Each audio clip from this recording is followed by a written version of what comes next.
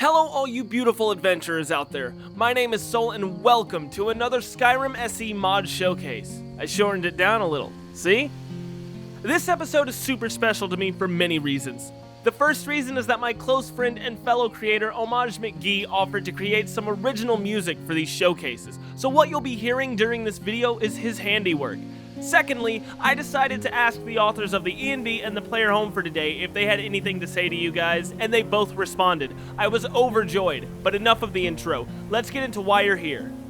Cinematic Film Looks, or CFL, is absolutely, without a doubt, no questions asked, my favorite Skyrim Special Edition E&B in existence right now, and there is a very good reason for my decision on this.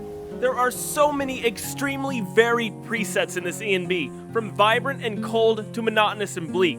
My personal favorite for normal play is Blockbuster Cold. It gives everything a nice bluish tint and really saturates things that need the heavier color. It brings the world of uncolored Skyrim to life in an instant, and I can't play the game without it anymore. To end this off, I've got some words from Treyam, the creator of CFL, to deliver to anyone who happens upon this video before the E&B itself. He says, Cinematic Film Looks is a fun project I have been working on for over a year. If you like what you see or are interested in classic and modern film, give CFL a try. I hope you guys enjoy it. And I have to agree with him, I also hope you guys will go check it out. It's one of the best available right now. Anywho, now that we've gone over the pretty colors, let's move on to the home. So you, your children, your children's children, and your extended family are all moving up north from the slums of Riften after pooling your funds together for a low-price, high-capacity piece of property. You weren't looking for the cream of the crop, or the best of the best, but alas, your searches came back with extreme quality results. You found the perfect home. It can house 9 people, a horse, and a hobo, if he doesn't mind the cold, that is. And there's still plenty of room to work with and store all of the treasures from your past adventures. Welcome to Windyridge, a player home that should pride itself on how well optimized and simultaneously spacious it is. This house is so prepared to be overstocked with humans, it even grew a second, much smaller guest house. I decided to ask Mandragora Sprouts what her favorite things about her creation were, and she told me she likes the location. The snow, the wind, and the nice view of the icebergs. The interior lights are warm and it makes the home feel cozy. Now that all of the story and quotes are out of the way, let's move on to what most people probably came here for, the specifics. To start you off, you'll be down 5,000 septims after your purchase of Windyridge. For the amount of space and storage available though, that's not much. Speaking of storage, your outside crafting area has a spot for miscellaneous items and pelts. As far as actually crafting goes, you'll be hard-pressed to find any of the essential exterior stations missing. There's a tanning rack, a smeltery, and a stump to chop wood on. This home even comes with a stable for all your equine storage needs. Oh, and remember that hobo I mentioned earlier? Well, he can stay in the small covered area directly to the left of the house. It has a bedroll, a lantern, and a complimentary bottle of mead. So after this player home decided to sprout up a second, tinier version of itself, it also furnished and warmed it. This guest house may be rather small, but it has all the amenities any adventurer needs to live comfortably. Once inside, you'll come face to face with a cupboard and 2 beds. As far as food preparation goes, there are some hanging cooking ingredients near the cook pot. The only reason you'd go hungry here is if you forgot to actually acquire food. The table sets too, so that extended family I talked about earlier will be able to dine just fine. Now then, let's move on to the main attraction. Before we jump into the meat of this retired adventurer's paradise, I'd like to mention that there are a large amount of static decorations so that you don't think I've missed a bunch of obvious details. The kitchen is your entrance point into this beautifully designed home. The layouts are perfect, from the hallway to the basement. Everything feels like it belongs where it is. Starting with the kitchen, it's half storage and half utility, with places for keys and food, as well as some cooking ingredients that sit close to the cooking pot and oven. Moving into the hallway, there's a storage for books, but I'd imagine you're more interested in what's past the books. There's a stand for the Elder Scrolls, Dragon, Sun, and Blood. Beyond that is a spot to sit the Paragons, Sapphire, Emerald, Ruby, Amethyst, and Diamond.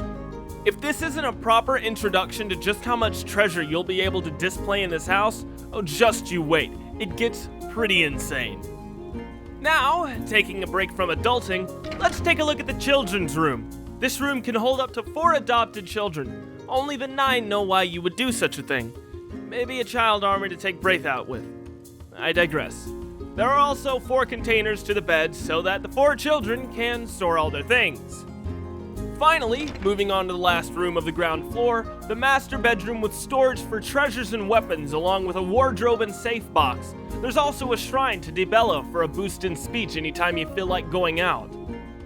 Well, there's no putting it off, so let's dive right into the artifact displays of the room, starting off with something simple, a bookstand for the Augma Infinium.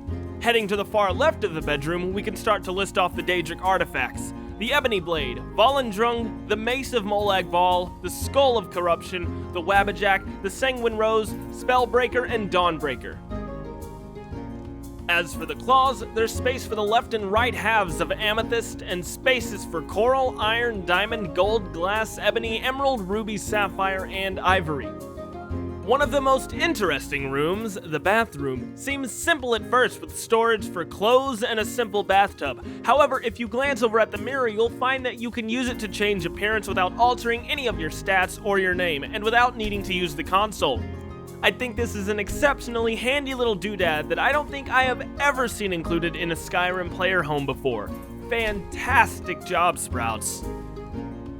If you step back into the hallway and down the stairs, you'll be deep within the bowels of Collector Paradise. Starting from the left, there's a whole crafting area for you to take advantage of. It's got storage for weapons, pelts and leather, and crafting materials. The utilities consist of a grindstone, anvil, workbench, and tanning rack. Moving to the far right of the room, you're met with 3 weapon plaques, 2 weapon racks, and a display case that I only put a dagger in for the video because I couldn't think of a better weapon.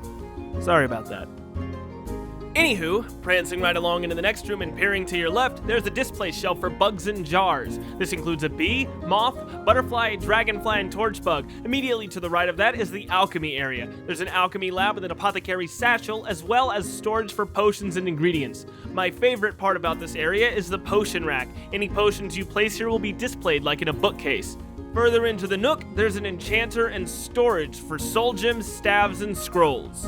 Turning a page to the next spot, we're met with a display shelf for the black books, the Winds of Change, the Hidden Twilight, Waking Dreams, Epistolary Acumen, Untold Legends, the Sallow Regent, and Filament and Filigree. Right next to these is a hand for the Ring of Hircine and the Ring of Namira, as well as an altar for Mehrunes' Razor.